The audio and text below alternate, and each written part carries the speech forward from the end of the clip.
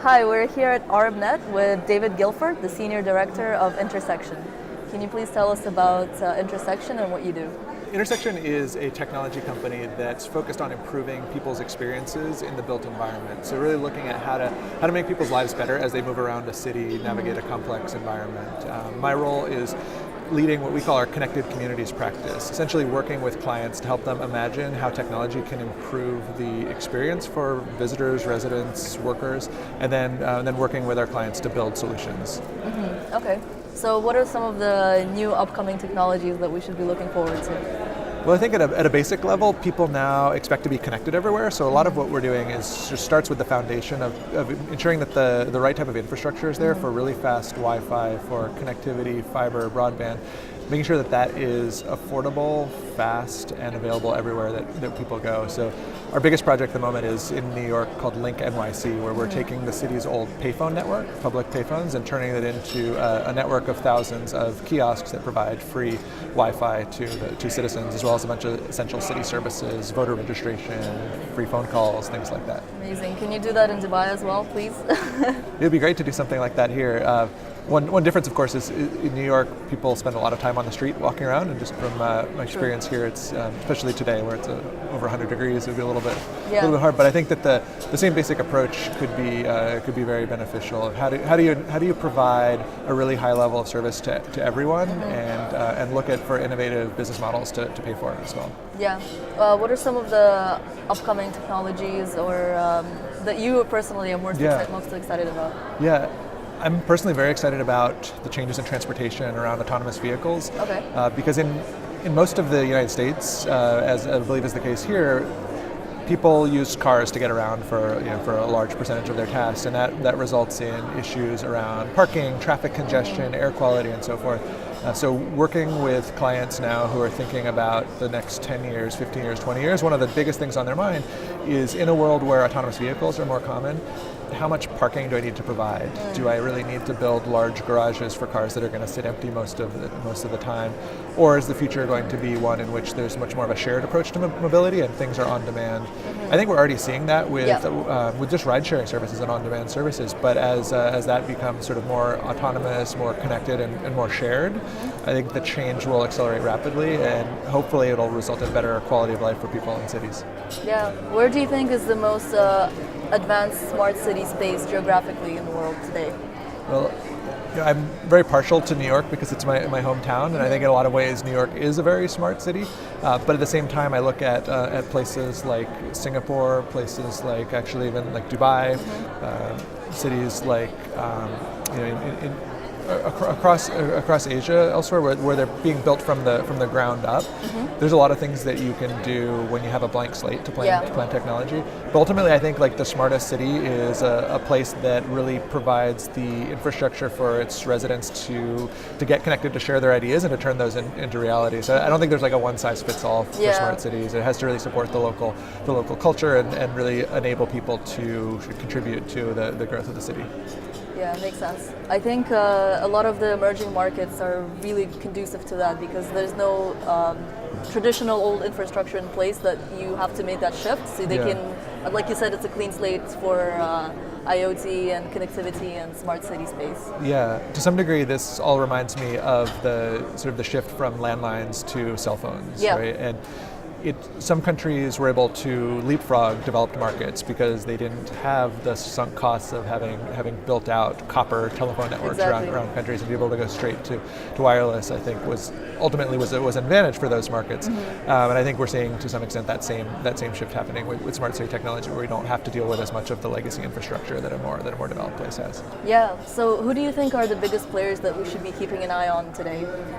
From a technology company perspective, I mean, I'd be remiss if I didn't mention ourselves. I think that there's an interesting mix between startups that are coming up with really clever new ideas and companies that have the scale to implement things. So I think that when most people hear the word smart cities or the term smart cities, they think about companies like IBM and Cisco and Siemens and GE and some of these large companies. I think that's partly because those companies historically have had the scale to partner with governments and to really build things at a massive scale.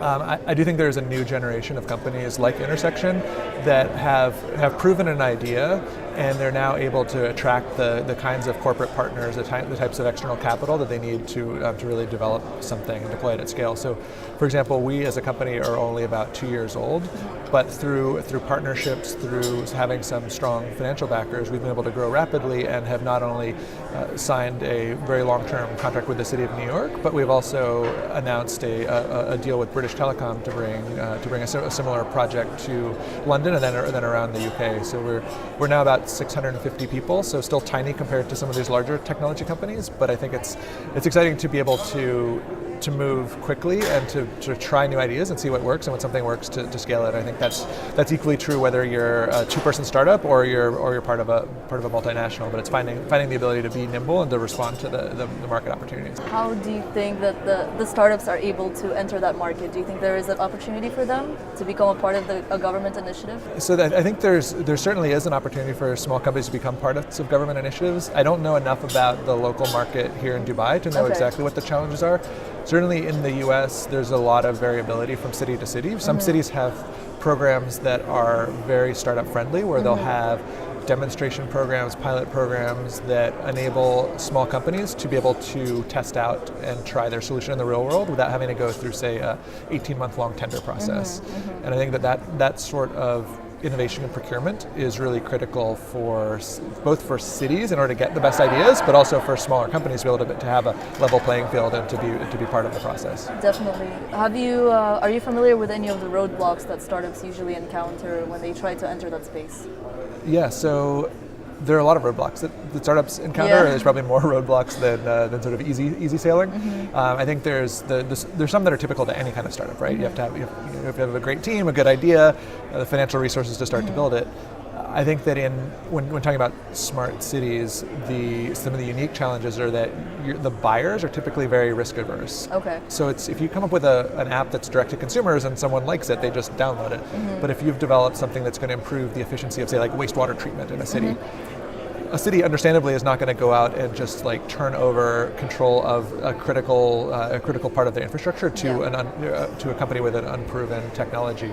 And so I think that path, there's a big gap from even once you demonstrate that your technology works and makes a difference, to be able to get a customer to say, I'm willing to sign up for this and test it. So I think that cities that have been able to create carve-outs or ways for, say an example like I mentioned for like wastewater, like no city is going to turn over their entire plant to a startup, but maybe they'll have a sort of a lab type environment where they take a portion of the